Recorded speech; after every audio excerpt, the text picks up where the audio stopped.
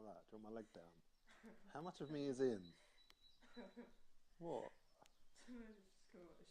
Well, I'll sit somewhere else. Do you want me to have a guitar? Hey, hey man. Oh, drums. Right, so I'm going to talk about the painting that you made recently.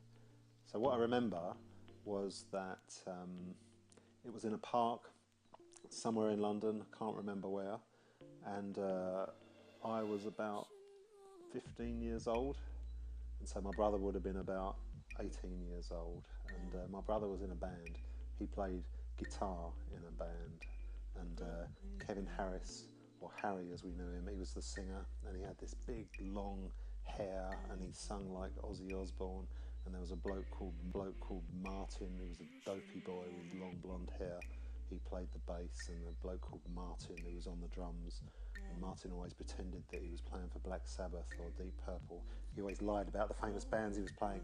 So there was this band, and they were called Stormtrooper, and they were playing a gig at this festival in a park, and my brother was in the band, and they put up this big tent and erected a stage in the tent, and I helped carry all of the amps and stuff onto the stage, so I was like a roadie, and Martin, the dopey bassist, he got a t-shirt made with Stormtrooper, the t-shirt, except he missed out one of the O's, so it said Stormtrooper, because he was dopey, and and they played, and it was alright, it was a good gig, and they played all covers of old 70s rock classics, because it would have been about 1978,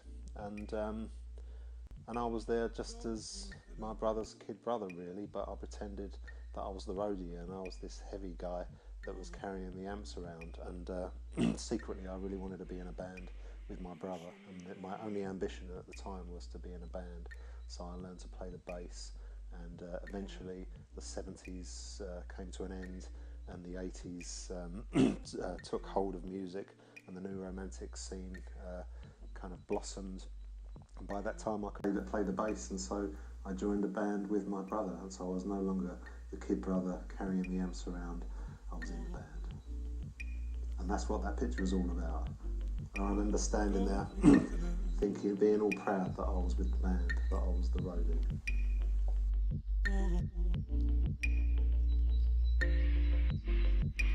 You shouldn't have.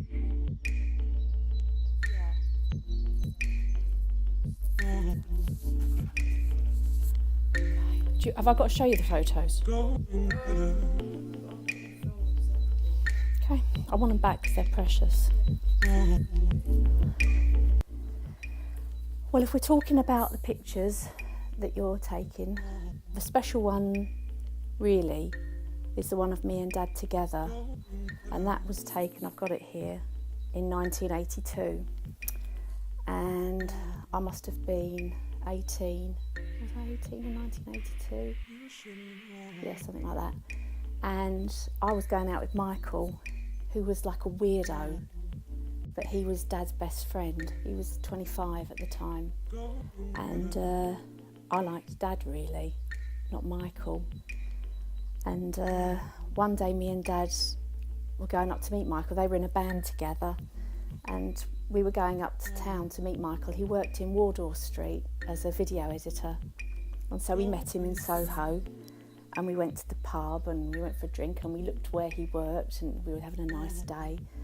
And then Michael had to go back to work for the afternoon, and instead of just going home, me and Dad, we thought we'd go out for a drink together, and we did, and we sat in a pub. It was called the Intrepid Fox, and we were really flirting with each other, but we couldn't say that we liked each other because I was going out with Michael. That was Dad's best friend, and we got drunk, and we walked through town afterwards. I think I held his arm. I remember he had a really stinking leather jacket on. It really smelled of patchouli, and we had our photographs taken in a photograph booth, which you get at the time, and that's a special photograph that I keep in my wallet of me and Dad, and I keep it alongside another photograph that I actually stole. I stole something out of Dad's wallet once. It's a £10 note. No, not really. It was a photograph of Dad before he knew that I liked him. And it's a photograph of him, it was his bus pass photograph actually, when he was 17 or 18. And he had long hair, and I stole it out of his wallet because I liked it. And I've kept it ever since. I don't even know if he knows I've got it now, but I keep it in my wallet. And quite recently, I was at the gym, and I didn't know it, but my purse had fallen out of my bag. My purse with money and cards and store cards and everything in it, and these two photographs, and photographs of my children. But when I found out that my purse was gone from my bag, I was frantic. And the reason I was frantic was because of these two photographs, one of Dad and one of me and Dad, because I knew they were irreplaceable. I'd never get them back again. But luckily somebody at the gym had handed my bag in and my purse in, so I got the photographs back again. And I keep meaning to photograph them actually, because they are so precious and I don't want to lose them ever again. And just all those photographs of me when I was younger, they're all around the time that I was going out with Michael and not going out with Dad, but wishing I was going out with Dad. And really Dad was wishing I was going out with him too. And there was a song out at the time, What I Like Most About You Is Your Girlfriend. And I bought that because I could imagine it being about me and Dad.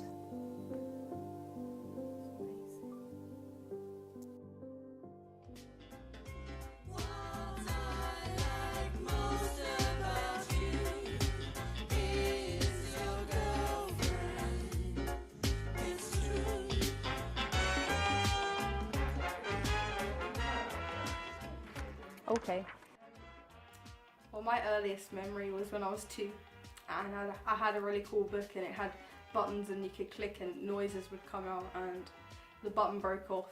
And I don't know why, but I was 2. Okay, so this is understandable. I put the button in my nose, and then I was there fiddling with it, and then my parents were like, "Oh, Rachel, what's up, what's up?" And then I did, obviously I was 2, so I could actually speak, and I had to go to the hospital to get the button removed.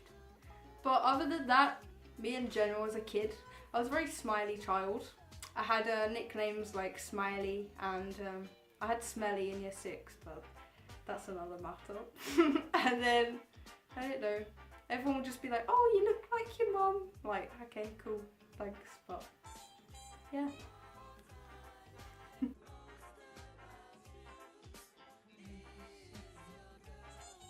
Oh,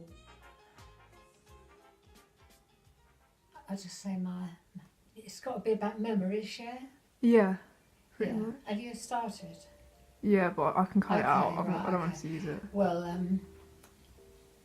one of my earliest memories was when I was 5 in 1939 and the war had started.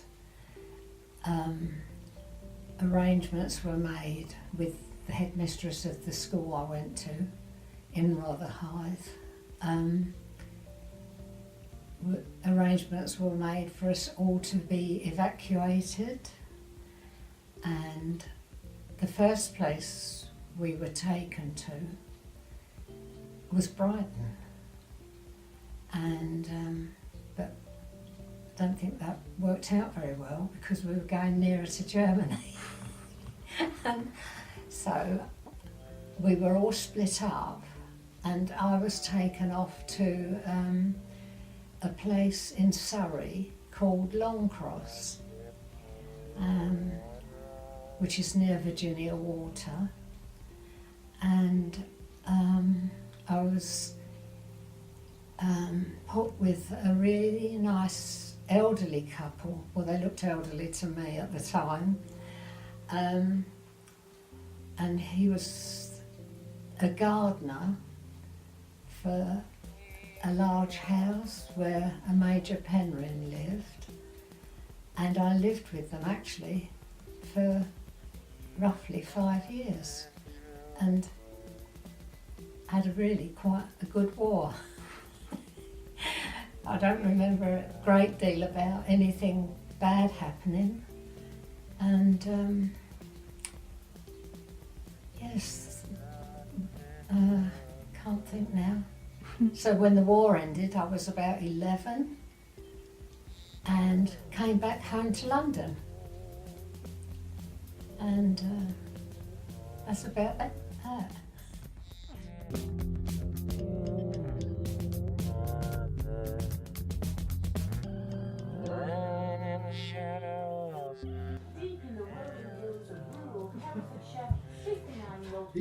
Can't use warm water. You stand up normal. Can you use warm water?